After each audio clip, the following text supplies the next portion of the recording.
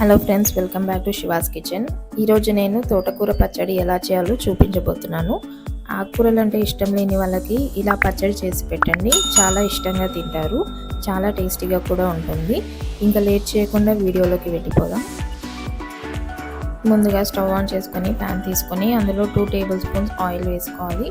Oil వేడయ్యాక 1/2 spoon మెంతులు, 1 spoon జీలకర్ర, 1 స్పూన్ మినపప్పు, 1 స్పూన్ శనగపప్పు, కొద్దిగా కరివేపాకు వేసి ఫ్రై చేసుకోవాలి.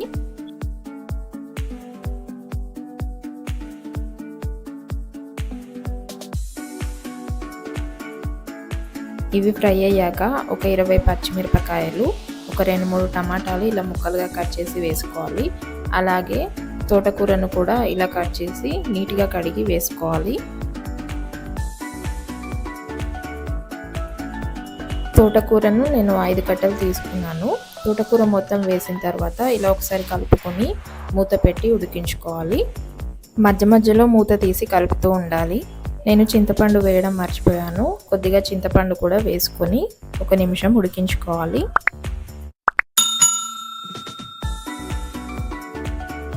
ఒక నిమిషం తర్వాత మూత తీసి మళ్ళీ ఒకసారి మొత్తం కలుపుకోవాలి.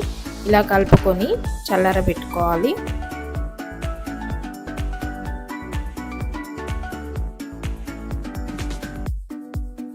ఈ మిశ్రమం చల్లారిన తర్వాత ఒక మిక్సీ జాడీలో తీసుకొని ఒక 10 వెల్లుల్లి రెబ్బలు, ఒక 2 టేబుల్ స్పూన్ సాల్ట్, కొద్దిగా వాటర్ పోసుకొని మెత్తగా పేస్ట్ చేసి పెట్టుకోవాలి.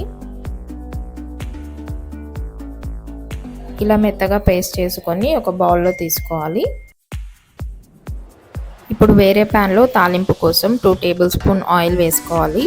ఆయిల్ వేడయ్యాక 1 స్పూన్ జీలకర్ర, 1 స్పూన్ ఆవాలు, కొద్దిగా మినపప్పు, కొద్దిగా శనగపప్పు, ఒక 4-5 వెల్లుల్లి రెబ్బలు, కొద్దిగా కరివేపాకు, ఒక 5-6 ఎండుమిర్చి వేసుకొని ఇలా ఫ్రై చేసుకోవాలి.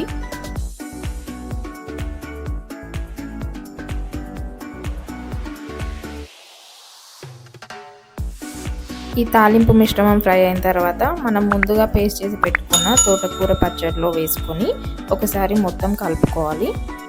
అంతేనండి, ఎంతో టేస్టీగా ఉండే తోటకూర పచ్చడి రెడీ. ఇది వేడివేడి అన్నంలో నెయ్యి వేసుకొని తింటే చాలా బాగుంటుంది. మీరు కూడా ట్రై చేయండి. ఎలా వచ్చిందో కామెంట్స్లో పెట్టండి.